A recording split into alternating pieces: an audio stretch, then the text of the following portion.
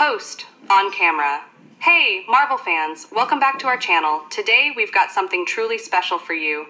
We're diving into the fascinating journey of Marvel, from its humble beginnings in comic books to its massive success on the big screen.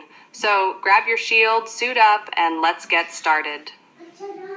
Opening shots show iconic images of early Marvel comics. Clips from the first Marvel movies and TV shows. Act 1, The Birth of Marvel Comics. Host, voiceover. Our story begins in the 1930s and 40s, when Marvel was just a small publishing company. Timely Publications, as it was known back then, introduced us to iconic characters like Captain America, the Human Torch, and Namor the Submariner. Visuals, vintage comic book covers of the characters.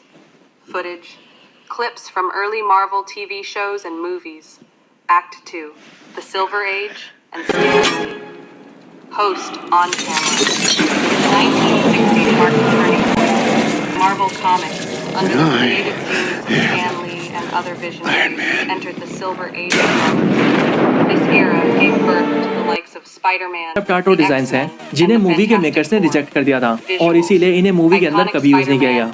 इसके अलावा इसी movie से Scarlet Witch के भी कई सारे concept art सामने आए हैं और इन सब के अंदर आप स्कारलेट विच के ऑल्टरनेट कॉस्ट्यूम डिजाइन को देख सकते हैं। लेकिन अब इसके आगे मैं आप सभी को जो कॉन्सेप्ट आर्ट दिखाने वाला हूँ वो आप सबको थोड़े से स्कैरी लग सकते हैं और वो कॉन्सेप्ट आर्ट भी स्कारलेट विच के ही हैं जो कि आप अपनी स्क्रीन पर देख रहे हैं। इसे पहले मूवी के अंदर यूज किया जाना था लेकिन फिर आगे चलकर इस प्लान को ड्रॉप कर दिया गया। स्कारलेट विच के अलावा मिस्टर फैंटास्टिक के भी कई सारे कॉन्सेप्ट आर्ट सामने आए हैं, आप उन सबको भी अपनी स्क्रीन के ऊपर देख सकते हैं। इन सब के साथ साथ doctor strange in the multiverse of madness के कॉस्ट्यूम डिजाइनर जिनका नाम ग्राहम चर्चयार्ड है, उन्होंने ये रिवील किया है कि इस मूवी के अंदर स्पाइडरमैन भी होने वाला था और वो भी अपना टॉम हॉलैंड का स्पाइडरमैन। इसे बेसिकली मूवी मेकर्स एक कैमियो की तरह दिखाना चाहते थे लेकिन क्योंकि उस टाइम पर कोविड-19 की बहुत सारी रिस्ट्रिक्शंस थी इसीलिए उसी वजह से इस प्लान को ड्रॉप कर दिया गया। तो अगली खबर है ह्यूग जैकमैन को लेकर। तो ये और इनकी वाइफ जिनका नाम डेबोरा ली है वो अब एक दूसरे को डाइवोर्स कर रहे हैं। इनकी शादी को 27 साल हो चुके हैं लेकिन अब 27 सालों के बाद इन्होंने फैसला किया है कि अब ये दोनों एक दूसरे से अलग हो जाएंगे।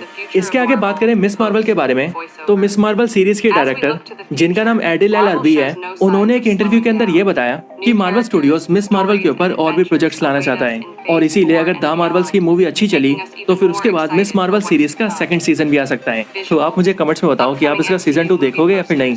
इसके साथ ही सीरीज के डायरेक्टर आदिल अरबी ने ये भी कहा इतनी ज्यादा पावर्स आ गई थी मल्टीवर्स ऑफ मैडनेस मूवी में, तो क्या होता अगर मल्टीवर्स ऑफ मैडनेस मूवी वाली वांडा एवेंजर्स एंड गेम में होती। तो सिंपल सी बात है, मल्टीवर्स ऑफ मैडनेस वाली वांडा जो है वो थैनोस की माँ, थैनोस को This is just the beginning, and we can't wait to see where Marvel takes